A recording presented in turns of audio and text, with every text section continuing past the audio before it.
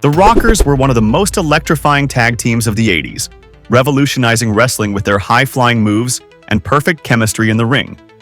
They delivered unforgettable matches with legendary teams like the Hart Foundation, Brainbusters, and Demolition. But in 1992, when Shawn Michaels kicked Marty through a barbershop window, it not only ended the Rockers, but set both men on drastically different paths. One would become a legend, while the other would spiral into a life of addiction. In the summer of 1985, amid the gritty wrestling territory of Kansas, a chance encounter would spark one of wrestling's most legendary tag teams. Shawn Michaels, a brash 19-year-old prodigy from San Antonio, crossed paths with Marty Jannetty, a seasoned performer already making waves in the NWA Central State Circuit. Before they ever stepped into the ring together, these two future superstars were already sharing endless miles on the road as travel companions, swapping stories and dreams of making it big in the business. Their initial pairing in NWA Central States Wrestling seemed like destiny. Two young, athletic performers with similar styles and explosive energy. They quickly developed an uncanny chemistry that made veterans take notice. Their high-flying moves and perfectly synchronized double-team maneuvers were revolutionary for the time, especially in a territory known more for its ground-and-pound style wrestling. But just as this dynamic duo was beginning to catch fire, fate had other plans. The promising partnership was cut short when Michaels received an offer he couldn't refuse, a chance to return to his home state of Texas with Texas All-Star Wrestling.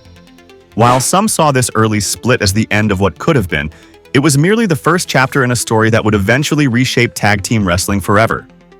The brief separation would ultimately prove crucial in their individual development, allowing both men to hone their skills separately before their paths would cross again under much brighter lights. Like a bolt of lightning striking twice, destiny reunited Shawn Michaels and Marty Jannetty in early 1986 when the American Wrestling Association came calling. The AWA, desperate to reinvent itself for a new generation, was aggressively recruiting young talent with explosive athleticism, and the two former partners fit that bill perfectly. After turning down suggestions like the US Express and the Country Rockers, they emerged as the Midnight Rockers, a name that would become synonymous with innovation in tag team wrestling. Their carefully crafted image was a calculated risk. Decked out in vibrant, eye-catching gear with tassels and sequins, they played up the pretty boy persona that had traditionally been reserved for villains. But this gamble paid off spectacularly. The Midnight Rockers quickly became the AWA's hottest attraction, particularly among younger audiences who had never seen anything quite like them. Female fans, especially, were drawn to their combination of boyish good looks and death-defying aerial moves. Their matches became showcases of a new style, fast-paced, high-flying, and perfectly choreographed, like a dangerous dance performed at breakneck speed. Behind the scenes, promoters who had initially scoffed at their flamboyant presentation were now scrambling to find their own version of the Rockers' winning formula. In an era where style often trumped substance, the Midnight Rockers shattered expectations by delivering both. Their high-flying arsenal wasn't just for show. These two could wrestle with the best of them, earning unprecedented respect from hardened veterans and wrestling journalists alike. Their matches became must-see events, with audiences never knowing which gravity-defying move they might witness next. This lethal combination of flash and fighting ability propelled them rapidly through the AWA ranks. But it was September 1986 that would etch their names in wrestling history forever. Their title match against Doug Summers and Buddy Rose, now infamously known as the AWA Bloodbath, redefined what fans thought possible from pretty boy wrestlers. The match became an instant classic, with all four men painting the canvas crimson in ways that shocked even the most hardened wrestling fans. While modern matches may have pushed bloodletting to new extremes, the raw intensity and unprecedented violence from apparent pretty boys made this bout particularly jarring for its time. The match served as a brutal coming-of-age moment for the Midnight Rockers, proving they weren't just flashy performers who could throw a few fancy moves. They were willing to get down and dirty, to bleed in battle with the toughest veterans in the business. This willingness to push boundaries and break stereotypes would become a defining characteristic of their legacy, setting them apart from the countless other teams trying to capture their magic. The brutal bloodbath match proved to be a career-defining moment for the Midnight Rockers. Within months, they claimed the AWA Tag Team Championships, cementing their status as the promotion's top team. But more importantly, their performance had caught the eye of WWF power broker Pat Patterson, who witnessed something special in these young daredevils. Patterson, known for his keen eye for talent, was particularly struck by the toughness displayed by Michaels and Jannetty. Here were two wrestlers barely into their 20s, yet they showed the grit and determination of seasoned veterans. The contrast between their pretty boy looks and their willingness to get down and dirty in the ring particularly impressed him. Without hesitation, Patterson went straight to Vince McMahon with a clear message. These weren't just another flashy tag team, but potential superstars who could revolutionize the WWF's tag team division. McMahon, always on the lookout for fresh talent that could appeal to younger audiences while delivering in the ring, was intrigued. The stage was set for the Midnight Rockers to make the leap to wrestling's biggest stage, though the path ahead would prove far more complicated than anyone anticipated. Their WWF debut in early 1987 raised eyebrows across the industry. Here was an established tag team walking away from AWF Gold for a shot at the big leagues. The timing was deliberate. Just 5 days after surrendering their AWA titles, the Midnight Rockers emerged in Minnesota at a WWF house show. Though they fell short against the Hart Foundation in their championship pursuit that night, the match showcased their potential on the grand stage. Their first televised appearance on WWF Wrestling Challenge marked a new era, with the duo making quick work of Jose Estrada and Jimmy Jack Funk. The victory, while seemingly routine, demonstrated why Patterson had pushed so hard for their signing. They brought a fresh energy to the WWF ring, with their fast-paced style standing in stark contrast to the more methodical approach common in WWF at the time. For those watching closely, it was clear that the Midnight Rockers weren't just another acquisition. They represented the future of tag team wrestling. In a twist that would reshape their destiny, the Rockers' first WWF run came to an abrupt end just weeks after it began. The incident unfolded at a bar following a WWF show where veteran Jimmy Jack Funk allegedly targeted the young team. Despite their reputation as party animals in the AWA, both Michaels and Jannetty insist they were trying to stay on their best behavior in the WWF. But Funk, according to both men's accounts, seemed determined to prove they didn't belong in the big leagues. He questioned their toughness, pushed their buttons, and challenged their right to be in the WWF. The tension reached its breaking point when Shawn Michaels, in a moment of rage and desperation to prove his worth, took a beer bottle and smashed it over his own head. "Is that tough enough for you?" he demanded before storming out of the bar. The incident perfectly captured the volatile mix of youth, ego, and the intense pressure to prove oneself in the wrestling business. While smashing a bottle over one's head might seem like an extreme way to demonstrate toughness, it reflected the desperate measures young wrestlers would take to establish their credibility in a business where respect wasn't easily given. This bar incident would lead to their immediate dismissal from the WWF, though fate wasn't finished with the Rockers just yet. After their WWF firing, the Midnight Rockers found themselves at a crossroads. A brief stint in Continental Wrestling led them to Memphis's CWA, an AWA affiliate territory where they'd reinvent themselves. Despite the humbling WWF experience, their ring work had evolved dramatically, catching the eye of AWA officials who came calling once again. The twist? While Michaels and Jannetty had been hesitant to approach AWA after their earlier departure, the promotion actively sought their return. This led to a unique arrangement where the Rockers worked dual roles, villains in Memphis's CWA, while maintaining their beloved babyface status in AWA territories. This split personality approach showcased their versatility and proved they could work multiple styles. Their forced exile from WWF had inadvertently made them more valuable performers. Wrestling as both heroes and villains in different territories gave them a depth that few tag teams possessed. The experience would prove invaluable, teaching them to work different styles and adapt to varying audience reactions. Skills that would serve them well when the WWF came calling again. What seemed like a career peak reclaiming the AWA Tag Team Championships from the original Midnight Express, would actually mark the beginning of the end for the Midnight Rockers' time in the AWA. Their high-profile feud with the Rock and Roll Express further cemented their status as one of wrestling's most exciting teams, but behind the scenes, a different battle was brewing. Now seasoned veterans with proven drawing power, the Rockers recognized their true market value. Their request to Vern Gagne was more than just a pay raise. It represented a changing of the guard in professional wrestling. The old territorial system, where promoters held all the leverage, was crumbling. But Vern, clinging to traditional business practices, refused to offer guaranteed contracts or increased compensation. This standoff proved pivotal in wrestling history. The Rockers' departure from both AWA and its affiliate CWA signaled more than just a team-changing promotions. It represented the death knell of the old territorial system. Young stars were no longer content to work for traditional handshake deals and promises. They knew their worth, and they were willing to bet on themselves. The wrestling landscape was changing, and the Midnight Rockers were about to ride that wave of change right back to the biggest stage in the business.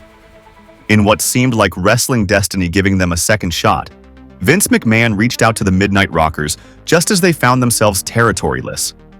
The call came with a clear message. The WWF was willing to forgive the past, but there would be zero tolerance for any further incidents. For two young wrestlers who had learned some hard lessons about professionalism, this opportunity felt different. Their May 1988 return marked a reinvention.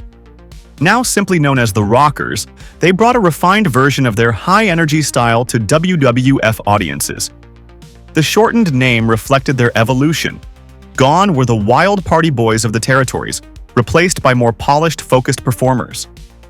Their matches during this era would define tag team wrestling for a generation, setting a new standard for synchronized aerial attacks and double-team moves. This version of the Rockers captured the imagination of WWF fans in a way their brief first run never had the chance to. Their colorful gear, perfectly timed moves, and undeniable chemistry made them instant fan favorites. What many don't realize is that this legendary run almost never happened. If McMahon hadn't seen enough potential to warrant a second chance, one of wrestling's most influential partnerships might have ended in those territorial bars, rather than on the grand stage of the WWF. In 1988, the Rockers stormed onto pay-per-view with an electricity that had never been seen before in the WWF. Years of working together across multiple territories had transformed them into a perfectly synchronized unit. Their double-team moves weren't just impressive, they were revolutionary. The perfectly timed dropkicks, the innovative combinations, and their ability to move as one created a new blueprint for tag team wrestling that would influence generations. Their ring attire evolved to match their elevated status, with neon colors and designs that made them stand out even in the famously flashy world of late 80s wrestling. The memorable entrance theme, with its driving rock beat, became instantly recognizable to fans. When those first guitar riffs hit, the crowd knew they were about to witness something special. The 1988 Survivor Series marked their pay-per-view debut, and true to form, they made it memorable. During the massive 10-on-10 elimination match, their confrontation with the Brainbusters, Arn Anderson and Tully Blanchard, escalated into a wild brawl that got them disqualified. But even in disqualification, they showcased what made them special: an intensity and athleticism that stood out even among 20 of the world's best wrestlers. This wasn't just another tag team making their PPV debut. It was the Rockers announcing to the world that tag team wrestling would never be the same. The chemistry between the Rockers and the Brainbusters ignited a legendary series of matches that would set new standards for tag team excellence. Night after night, city after city, these four men put on wrestling clinics that had fans and critics buzzing. Each match brought something different: a new combination, an innovative sequence, or a fresh twist on their established rivalry. Their showdown at Saturday night's main event exemplified the intensity of their feud. What started as a technical wrestling match devolved into an all-out war that spilled beyond the ring, leading to both teams being counted out. But the television audience only got a glimpse of what these teams were capable of. It was in the packed arenas across the country, away from the cameras, where they created pure magic.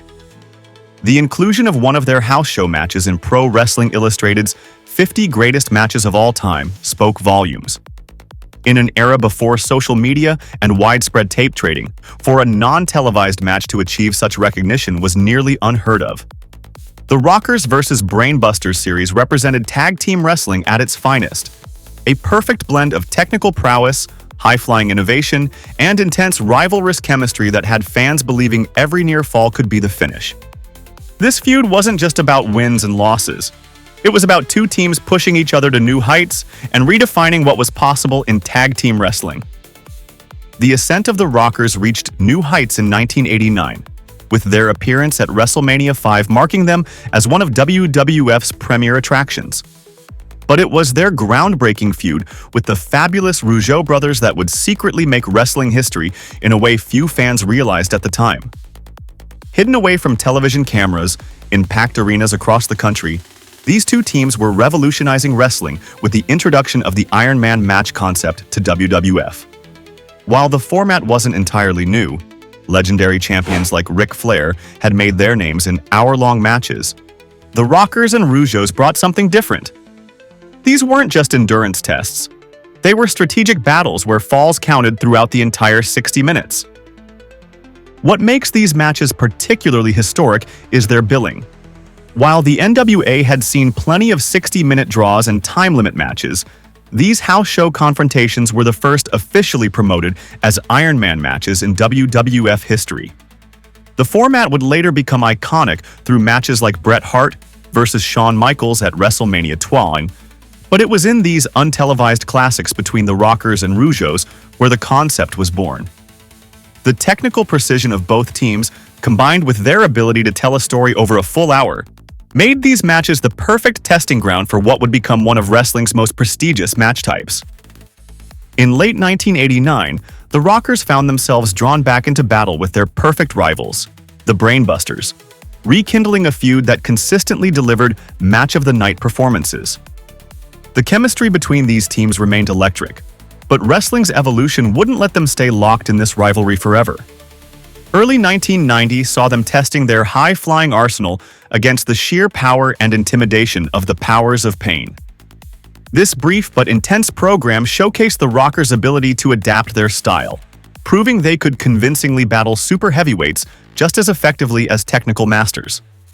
Their creativity in finding ways to overcome the massive size difference added new dimensions to their repertoire. But it was their program with the Orient Express, launching at WrestleMania 6, that would define their 1990-91 run. This nearly year-long feud produced a series of matches that perfectly blended American and Japanese wrestling styles. The culmination came at the 1991 Royal Rumble in a match that deserves far more recognition than it receives. This forgotten classic saw both teams pushing their limits, incorporating innovative sequences and near falls that had fans believing either team could win at any moment. The bout represented the peak of tag team wrestling's evolution in that era, a perfect storm of timing, chemistry, and wrestling styles that somehow slipped through the cracks of wrestling history despite its technical brilliance. In a cruel twist of fate that would haunt wrestling historians for decades, the Rockers' crowning moment was erased from history due to a simple equipment malfunction. During their 2 out of 3 falls match against the Hart Foundation, they achieved what should have been their defining victory, capturing the WWF Tag Team Championships. But wrestling, like life, rarely follows a perfect script. The broken top rope turned what should have been a classic encounter into an awkward affair. Both teams, known for their innovative aerial moves and rope-dependent offense, were forced to dramatically alter their styles on the fly. Despite the technical difficulties, the Rockers emerged victorious and even went on to successfully defend their newly won titles against Power and Glory in subsequent house shows. But backstage politics and production standards would rob them of their moment in history. WWF officials, unsatisfied with the match quality due to the broken rope, made the controversial decision to never air the victory. In an era before social media and widespread tape trading, this effectively erased their championship reign from existence. The belts quietly returned to the Hart Foundation, and official WWE record books to this day maintain that the Rockers never held tag team gold. Only decades later, with the release of Shawn Michaels' DVD documentary Heartbreak and Triumph, would fans finally witness this phantom championship victory, a bittersweet moment that represented both the peak and the beginning of the end for one of wrestling's most influential tag teams. What started as an innocent compliment from wrestling legend Roddy Piper would ignite a powder keg of tension between the tag team partners. After a show, Piper pulled Shawn aside and delivered what seemed like a simple prediction: that Michaels had the potential to become one of wrestling's biggest solo stars. But those words would shatter years of partnership in an instant. The proclamation struck a nerve with Jannetty, who had spent years perfecting his craft alongside Michaels. What outsiders saw as a compliment, Marty interpreted as a threat to the team's future. In a moment of raw emotion, he physically lashed out at his longtime partner, leading to a legitimate backstage brawl that required intervention from two of wrestling's most respected figures. The scene that unfolded became wrestling locker room legend. Roddy Piper and Randy Savage, two of the business's biggest stars, had to physically separate the former friends. Their intervention likely saved both men's careers, as police involvement could have ended their wrestling days then and there. The incident revealed the deep-seated insecurities and competitive tensions that had been brewing beneath the surface of one of wrestling's most successful partnerships. What fans wouldn't realize was that this real-life animosity would soon spill onto their television screens in one of wrestling's most memorable betrayals. In the murky world of wrestling politics, this alternative account of the Rockers' dissolution paints a picture of manipulation and mistrust. According to Jannetty's version, he approached Shawn with what he believed was a golden opportunity. WCW was supposedly offering them a lucrative contract that would elevate their careers and bank accounts. The promise of bigger paydays and fresh opportunities seemed too good to pass up. But when Michaels did his own investigating, he discovered a startling truth. The WCW offer wasn't nearly what Jannetty had claimed. What happened next would become a point of controversy between the former partners for years to come. Jannetty maintains that it was actually Shawn who initially pushed to leave WWF, only to perform an apparent double-cross. When Marty went to Vince McMahon with their intention to depart, Shawn allegedly went behind his back, meeting privately with McMahon to distance himself from any plans to leave. This version of events adds another layer to the complicated dissolution of the Rockers, suggesting that their breakup wasn't just about in-ring jealousy or Piper's comments, but also about trust and loyalty behind the scenes. The incident highlighted the cutthroat nature of the wrestling business, where partnerships could dissolve over contract negotiations and private conversations. Whether this account or the Piper incident was the true catalyst for their split remains debated. But both stories paint a picture of a team that was fracturing under the weight of individual ambitions and personal mistrust. The truth behind the Rockers' split likely came down to the simplest of human conditions: burnout from spending nearly every waking moment together for years.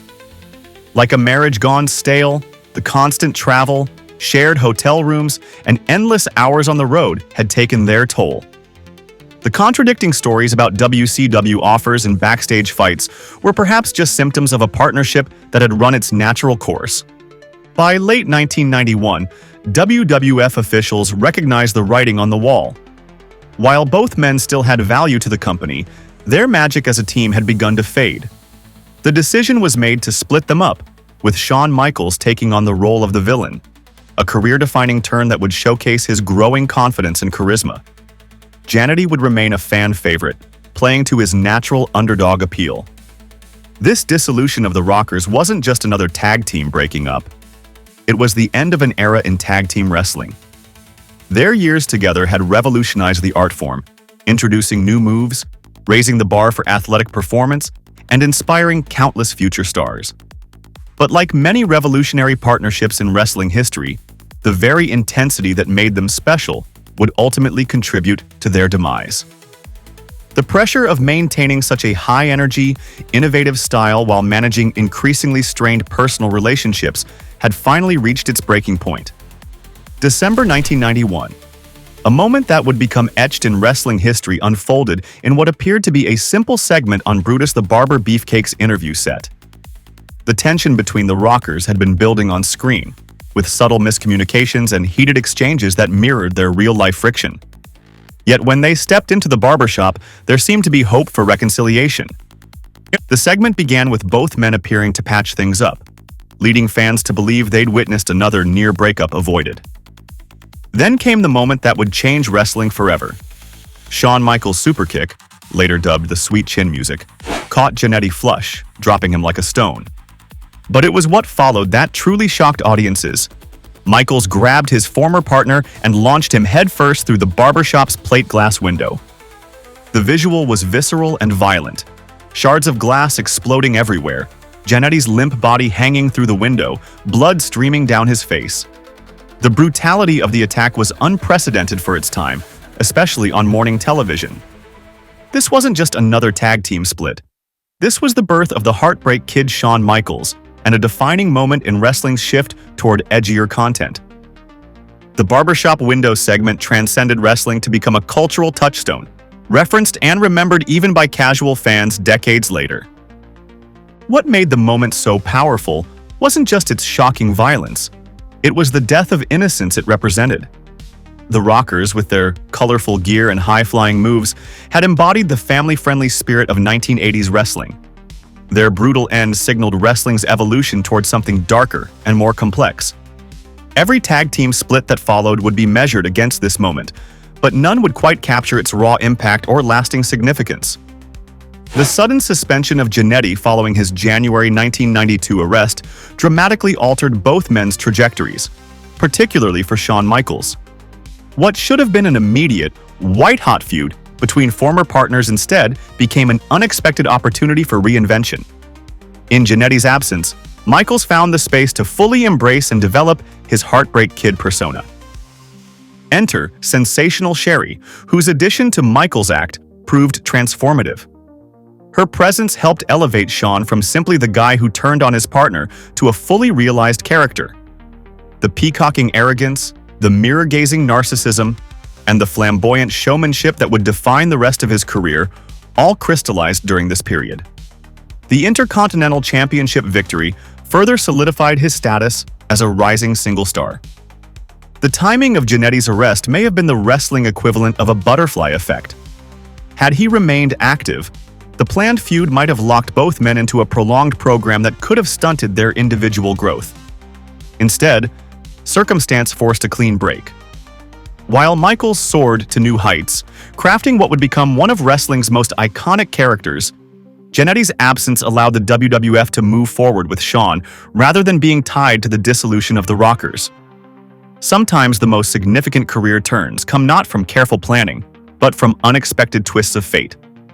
The brief return of Marty Jannetty in 1993 served as a stark illustration of how far the paths of the former partners had diverged. His surprising victory over Shawn for the Intercontinental Championship provided a momentary flash of what could have been, but the three-week reign felt more like a footnote than a new chapter. The quick title switch back to Michaels sent a clear message about who WWF saw as their future star. By this point, the transformation of Shawn Michaels into the Heartbreak Kid was complete. His character work, in-ring performance, and natural charisma had elevated him far beyond his tag team origins. Meanwhile, Jannetty found himself drifting down the card, his role increasingly diminished. The contrast between the former partners couldn't have been more pronounced. While Michaels was ascending to main event status, Jannetty was being relegated to mid-card obscurity. The final chapter of the Rockers' story perfectly encapsulated an age-old wrestling truth. Sometimes two wrestlers can start in exactly the same place, with similar skills and opportunities, yet end up on radically different paths.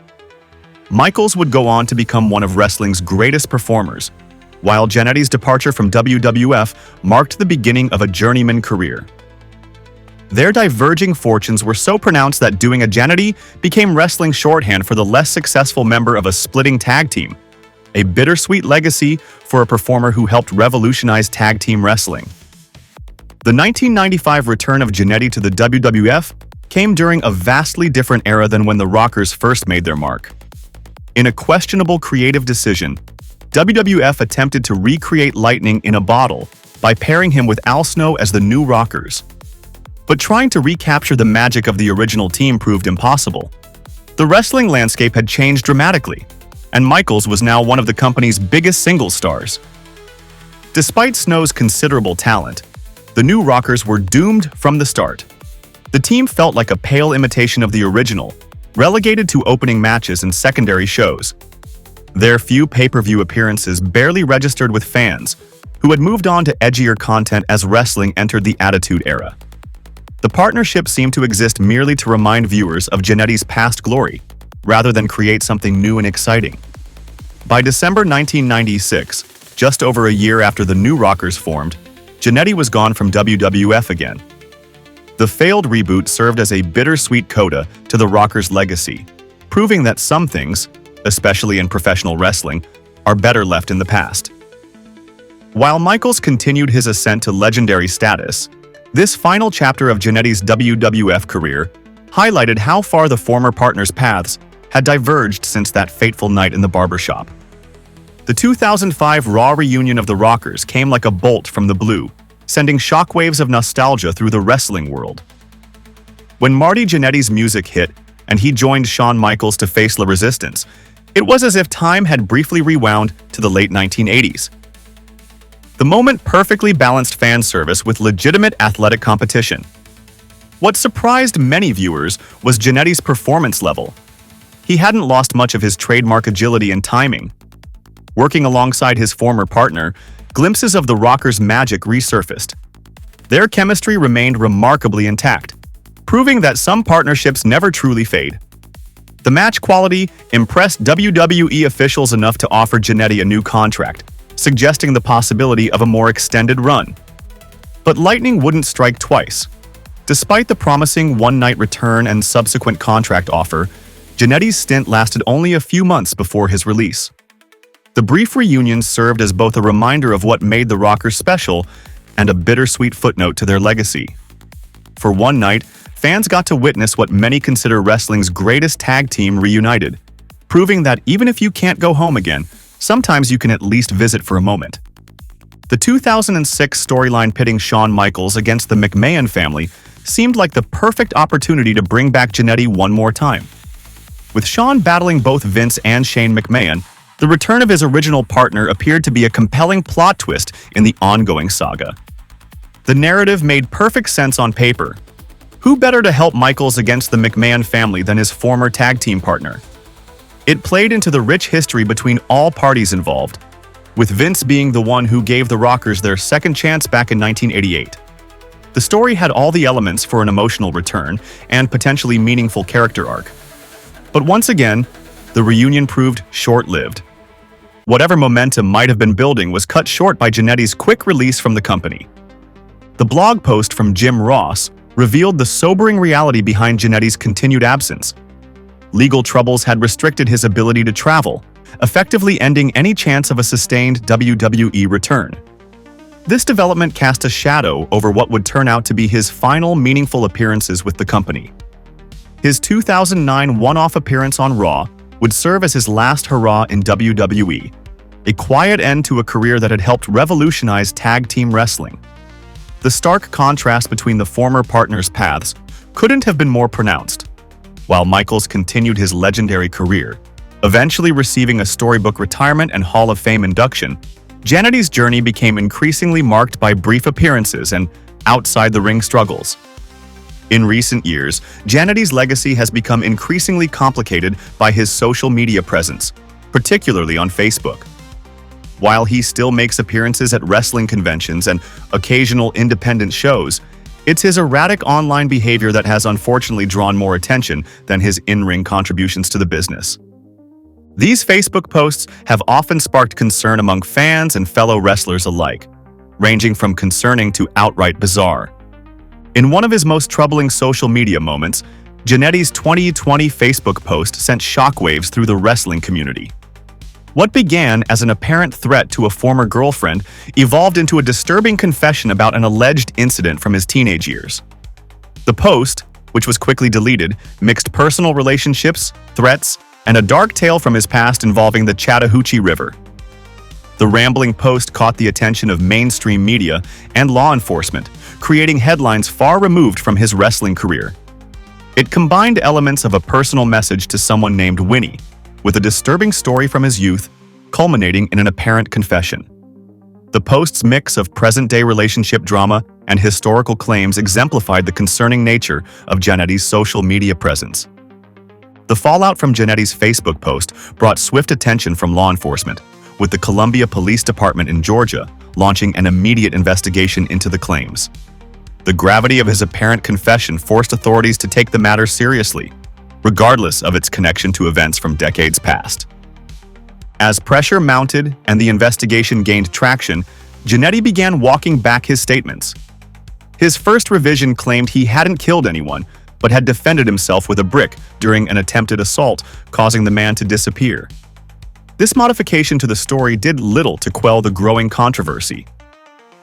Finally, in an attempt to defuse the situation entirely, Jannetty claimed the entire post was meant to be part of a wrestling storyline, one he was forced to abandon due to the police investigation.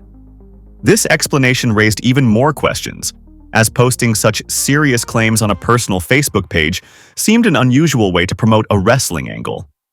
The incident served as another example of how social media and wrestling storylines don't always mix well, especially when dealing with serious allegations. It also highlighted the increasing disconnect between Jannetty's legacy as an innovative performer and his contemporary public persona. The Rocker's story transcended typical wrestling narratives. It became a tale of two men who started on the same path but ended up worlds apart. Their innovative tag team work revolutionized the industry and influenced generations of wrestlers to come. While Shawn Michaels would go on to become one of wrestling's greatest performers, Marty Jannetty's legacy deserves to be remembered for more than just his post-wrestling struggles or social media controversies. Before there was a Heartbreak Kid, before there were sweet chin music and dramatic betrayals, there was a young athlete who helped redefine what tag team wrestling could be. Jannetty's crisp technical ability, innovative offense, and perfect timing made him an integral part of one of wrestling's most revolutionary teams. The Rockers' matches against teams like the Brainbusters, Hart Foundation, and Orient Express set new standards for excellence that still influence tag team wrestling today. While circumstances and choices may have led the former partners down dramatically different paths, wrestling history can't be written without acknowledging Marty Jannetty's role in changing the business. Check out our documentary on Hercules Hernandez and how his massive size led to his tragic end. Like and subscribe for 100 years of luck. Until next time.